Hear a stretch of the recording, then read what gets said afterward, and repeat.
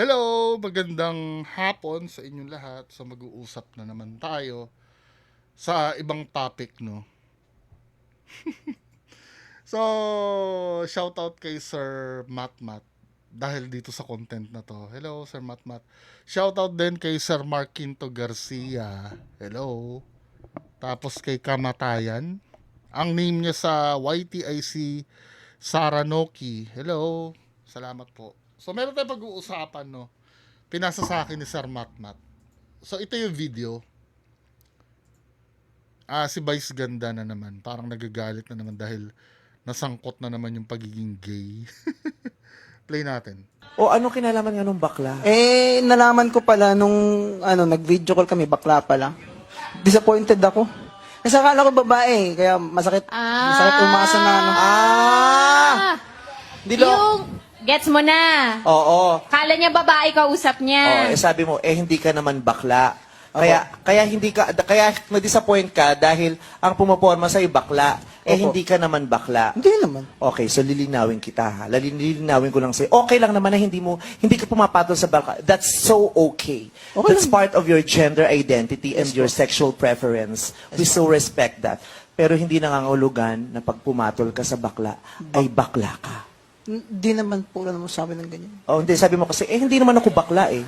So, hindi porket Kasi sa Pilipinas, laging tanong yan, ay, jowa niya bakla? So, bakla din siya? Ganon. Mahabang debate lagi yun. Hindi. Kaya Oo. mahabang debate kasi hindi nyo alam. Pero para sa akin po kasi, may panindigan po kasi ako na lalaki talaga ako, tsaka babae po talaga mamarin ko. Yeah, nire-respeto namin hindi yun. yung kapwa lalaki. Kaya, hindi, nire-respeto namin. May in-explain Kinakalabit ni Ann Curtis. To be fair, si Vice Ganda medyo kontrolado na rin magsalita pag ganyan. Kasi kilala yan na napipikon pag nai-involve yung yung LGBTQ eh. Iba, may in-explain siya. kinokorrect ko yung thinking na pag yung lalaki pumatol sa bakla, ay bakla din siya. Hindi po ganon. Kasi magkaiba po yung sexual orientation at saka gender identity. Kahit pumatol ako sa babae, magiging babae ba ako? Si Ann, o ano kinalaman? Hindi ba yung context eh. Hinanap ko yung full nito. Nahanap ko sa YouTube. So ito yung start nung Dahil ang balitaktakan nila. Ng pera. So ito play natin to, men. So dito para mas maunawaan natin. Isipin mo yung sinabi pinipilit mo. kong himayin kung ano connection ng pagiging Hindi, bakla sabi dun sa mo kasi, niloko ka. niloko ako. Tapos merong, O, ano nga kinalaman nung... Siyempre, babae po yung naloko. Ako po yung niloloko. Oo naman, huwag ka namang magloko. Hello, ang sakit nun kung ikaw pa yung nanloko. may hugot. Huwag tayong nanloloko, Day. Yung panloloko, may pinipili din naman yan. Hoy, bakit? Sandali, sino nanloko sa'yo? Ay, wag na po yung pangalan. Ano lang po. Yung, siyempre, babae po yung naloko. Di naman ako bakla eh. Oo, tapos, So, pag bakla, pwedeng lokohin? Ang sira ulo ka. Hindi nako, Alam mo, kanina ka pa may think ka sa bakla. Hindi. Kung baka pag bakla ka, may bigat eh. Ano yun? Ano kinalaman ng pagiging bakla dun sa niloko ka? Ano? Hindi. Siyempre, lalaki ako. Babae yung kailangan ko. Oh.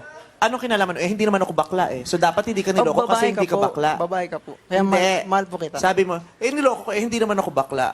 So, kung bakla ka, okay lang yun na niloko ka? Masakit pa rin po. O, ano nga kinalaman nung sinabi mong, hindi naman ako bakla? Kasi- Linawin mo, nabibwisit ako. Yung nangyayari po kasi, Ano? hindi naman ako galit sa mga bakla. Parang may something lang kasi na may ayaw lang ako. Not necessarily na lahat ng bakla. May mga pinili din kasi Hindi, na mga... sabi mo kasi, niloko ko, hindi naman ako bakla. Oo, okay. Wait lang po. Wait lang po. isipin mo yung sinabi Pinipilit mo. kong himayin kung ano connection ng pagiging Hindi, bakla sabi dun sa mo kasi, niloko ka. niloko ako. Tapos Opo. meron kang kasing babae dahil hindi ka naman bakla. Opo. Actually, Also, ano yung babae pala yun, lilinawin ko po na nag-pretend... Linawin mo, nagiinit ang ulo ko sa'yo. Nililinaw ko po. Kasing yung babae yun... Dali. Nagpe-pretend na babae tapos bakla pala, kaya niloloko ako. Ha? Niloloko ako. Alam mo, feeling mo barbero ka. Kasi hindi pa kami nagkita, pinapadala na ako ng pera. O ano kinalaman nga nung bakla? Nalaman ko pala nung nag-video call kami, bakla pala. Disappointed ako. Kasi akala ko babae, kaya masakit umasa na Ah! Dilo. Yung, gets mo na. Oo. Kala niya babae kausap Oh, niya. sabi mo, hindi ka naman bakla. Kaya na-disappoint ka dahil ang pumaporma sa bakla, Opo. hindi ka naman bakla. Hindi naman. Okay, so lilinawin kita ha. Lilinawin ko lang sa'yo. Okay lang naman na hindi ka pumapatol sa bakla. That's so okay. Okay That's lang. part of your gender identity and your sexual preference. We so respect that. Pero hindi nangangahulugan na pag pumatol ka sa bakla, ay bakla ka. Hindi naman po lang mo sabi ng ganyan. Oh, hindi. Sabi mo kasi, hindi naman ako bakla eh. So, hindi porkit Kasi sa Pilipinas, laging tanong yan, ay, jowa niya bakla? So, bakla din siya? Ganon. Mahabang debate lagi yun. Hindi. Kaya Oo. mahabang debate kasi hindi nyo alam. Pero para sa akin po Grabe naman, hindi nyo. Di ba, man? Wait, mag-opinion ako. kasi may panindigan po kasi ako na lalaki talaga ako, tsaka babae po talaga mamahalin ko. Yeah, hindi, nire-respeto namin hindi yun. yung kapwa lalaki Kaya, rin. hindi, nire-respeto namin. may in-explain siyang iba. May in-explain siyang kinokorrect ko, yung thinking na pag yung lalaki pumatol sa bakla, ay bakla din siya. Hindi po ganon. Kasi Actually, tingin ko ganun. Sige, pagpatuloy muna natin si Vice Ganda. magkaiba po yung sexual orientation at saka gender identity. Kahit pumatol ako sa babae, magiging babae ba ako? Oo, malamang. I didn't know. Parang confusing kung pumatol ako sa babae. Kahit pumatol ako sa babae, magiging babae ba ako? Parang ang gulo naman ng ng explanation niya. Baka ibig mo sabihin, kung pumatol ako sa babae, magiging lalaki na ba ako? Malamang oo, kasi nga, hinahanap mo na babae na. Kaya yan naman, huwag tayo magplastikan, Kaya ka nga naging bading kasi ang hanap mo ay lalaki. Pero mamaya, partially may point din naman siya. Si Ann, pumatol sa lalaki, naging lalaki ka ba? Hindi. So kahit pumatol ka sa bakla, kung lalaki ka, kung straight ka, hindi ka magiging bakla dahil pumatol ka sa bakla. Kahit pumatol ako sa hayop, hindi ako magiging hayop. Medyo malayo yung niya. Ganito kasi yan eh. I-define muna natin, ano ba yung meaning ng pagpatol? Yung word na patol, ano ba yon? Ano ba ang definition nun? Kung ang definition ng patol ay yung for the say, pinatulan ko. Yung parang pinagbigyan o something. Yun ang kasi ang dating sa akin eh. Magkaiba yung ito definition ko ng patol yon. Yung pinagbigyan ko, wala, pinatulan ko na eh. Wala na akong magawa eh. For example, totoo yung sinasabi mo na hindi naman porkit pumatol sa bading ay bading na. Pero ano ba yung reason nun? Bakit ka pinatulan? Dahil may gustong makuhang pera sa'yo. Pwede yon, lalaki talaga yon. Papatol sa bading dahil sa pera. Totoo yun, naniniwala ako doon. Or halimbawa, nilasing mo, no? Kaya ka pinatulan dahil nilasing mo, di ba? Pwede yon. Or halimbawa, katulad ni Arnel Ignacio, nila OG Diaz, pumatol sa babae para magkaanak. 'Di ba? Mga ganong uri ng pagpatol ang nasa isip ko. Pero when you say pagpatol na yung involved na ang puso, yung minahal mo, mamahalin mo, kung yun ang definition nyo ng pagpatol, tutol ako sa sinasabi ni Vice Ganda. Na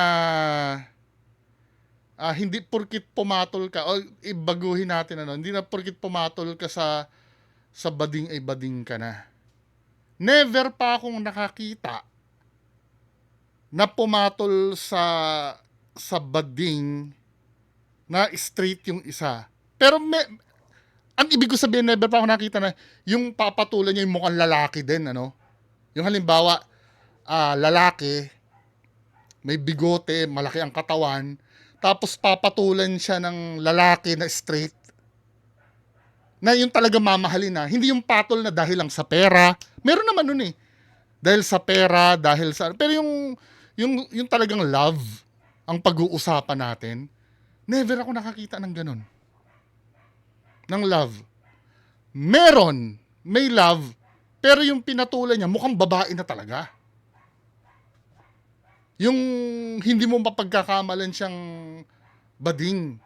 Halimbawa, nagpa-opera na, no? Or talagang maganda siyang bakla. Yung talagang mukha siya talagang babae. Pinatulan siya ng straight. Yun! Kasi, technically, ang iniisip kasi nung pumapatol, babae kasi yung pinatulan niya eh. Hindi niya naman iniisip na bakla itong pinatulan ko. Bakla itong minahal ko. Hindi naman iisipin ng straight na lalaki yun eh. Ang iisipin ng straight na lalaki, babae ito. Tinatrato ko itong babae. Pero yung sasabihin mo na na hindi na pag pumatol ka sa bakla nangangahulog ang bakla ka rin. Oh, naniniwala ako doon. Totoo talaga 'yun. Kaya nga hinahanapan ko kayo ng ng situation na magkarelasyon na dalawang lalaki na parehas silang straight or isa lang yung bakla. Wala akong nakikitang ganun. Ang tinutukoy ko, yung parehas sila lalaki, yung isa talaga may bigote din ha. Yung malaki din ang katawan. Yung talaga lalaki talaga itsura ha. Pero open naman ako. Sige, sendan nyo ako. Sino yung magkarelasyon na yon? Na talagang straight na straight yung isa. Ito si Vice Ganda, kung straight man si Ayon. Kasi nagko-cross-dress na ito eh. Ang tingin na ni Ayon dito, babae na eh. Hindi naman bakla ang tingin ni Ayon dyan eh. Nagigets yung ibig ko sabihin? Partially true din naman yung sinasabi ni Vice Ganda na hindi porket depende sa definition ng pagpatol. Pero yung kung true love ang pag-uusapan, 'di ba? Never ako nakakita ng couple na parehas na lalaki na straight yung isa or parehas silang straight na nagmahalan sila.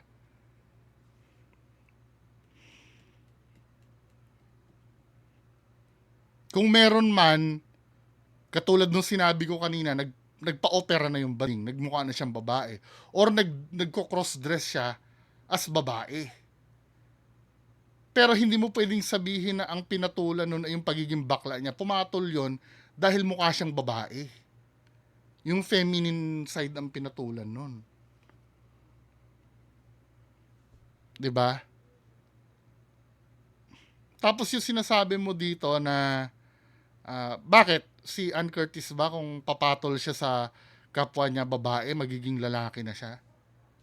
Hindi naman magiging, pero magiging tomboy siya. Kasi, yun naman ang sa akin yun naman ang purpose kung bakit naging opposite ka ng sex mo eh.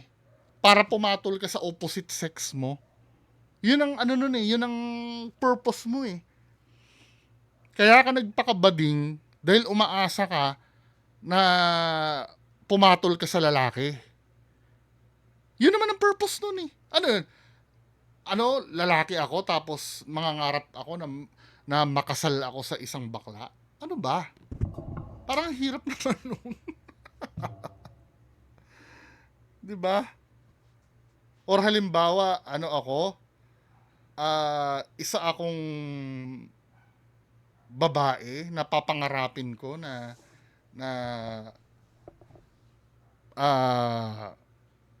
makasal ako sa isang babae din na straight na babae din na parehas kami hindi.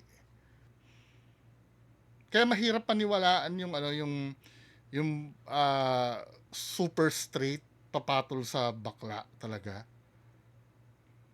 Yung talagang hindi nagparetoke ha. Yung talagang as in halimbawa ganito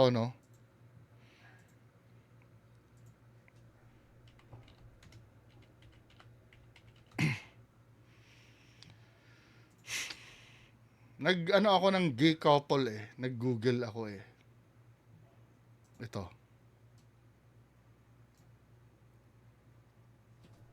So ito yung dalawang lalaki, ano. Kahit kailan hindi ako mako-convince na mamahalin, halimbawa si kuya is straight ito. Mamahalin ni kuya ito na straight siya. Kasi pag straight ka talaga, kaya ka nga straight eh. Ang hinahanap mo, opposite sex mo. Tama? Kung papatol man siya sa bakla, papatol yan doon sa nagparitoke na. Mukhang babae talaga. Or yung nagko-cross-dress na babae. Pwedeng gandang-ganda siya doon. Nandun pa rin yung pagkalalaki niya kasi. Pero yung lalaki ka, tapos ang mamahalin mo, katulad mo na mukhang lalaki din. Imposible naman sa... Kaya ka nga straight eh. Ano ba? Kaya ka nga straight. Kasi ang preference mo, babae. Yun ang dahilan kung bakit ka straight. Ano bang... Kahit nga Google eh. Paano magpapato lang straight sa lalaki? Sa mukhang lalaki? Define straight male.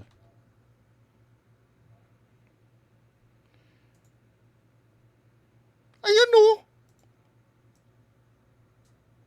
A heterosexual person, someone having a sexual orientation to persons of the opposite sex. Kaya ka nga naging straight eh. Hindi pwedeng gay papatol ang isang straight sa gay. Hindi pwede. Kaya nga straight yan eh. Kasi ang hinahanap niyan, opposite sex. Diba? Nagkakaroon lang ng glitch. Tama ba? Glitch kung yung papatulan niya, papasok lang yung logic ni Vice Ganda. Kung ang papatulan nitong straight na to, ay ano na, mukhang babae na yung lalaki. Yung katulad ng mga nasa Thailand. Yung malaki na rin ang boobs. Malaki na rin ang ano. Kahit na hindi yung sex organ, basta mukha siyang babae, yun, pwede. Kasi ang tiningnan nung straight doon, kung papatol man siya doon, yung pagkababae noon, opposite sex pa rin yun. Pero pag yung mga ganire yung mga ganito, imposible, para sa akin imposible na straight ang isa dyan. Imposible. Maliban na lang, katulad nung sinabi ko kanina, sige, open naman ako, may mare-refer kayong ganyan na straight talaga yung isa. Yung 100% confirm na straight talaga yung isa. Pero pag parehas kayo mukhang lalaki na ganyan, imposible na straight. Kasi nga, by nature at by description, ang hanap ng straight, kaya nga siya straight, ay opposite sex. Kuha nyo na. Bahala kayo, basta makukonvince ako, okay naman, Basta bigyan nyo lang ako ng gay couple na yung isa straight. Kung sinong matuturo nyong ganun. Para masabi ko din na, oo, meron nga palang ganun. Pero hanggat wala, kung ang ituturo nyo rin lang sa akin ay isang straight na lalaki at isang transsexual, yung nagko-cross-dress, hindi counted yun. Pwede talaga mangyari yun dahil iisipin niya babae yung niya eh. Babae yung asawa niya eh, or yung girlfriend niya eh. Pwedeng pumasok sa straight yun. Pero yung ganito ang hinahanap ko yung mukhang lalaki sa mukhang lalaki tapos yung isa straight. Mukhang malabo. Anyway, yan lang po muna pag-uusapan natin. Magandang hapon sa inyong lahat. Bye-bye.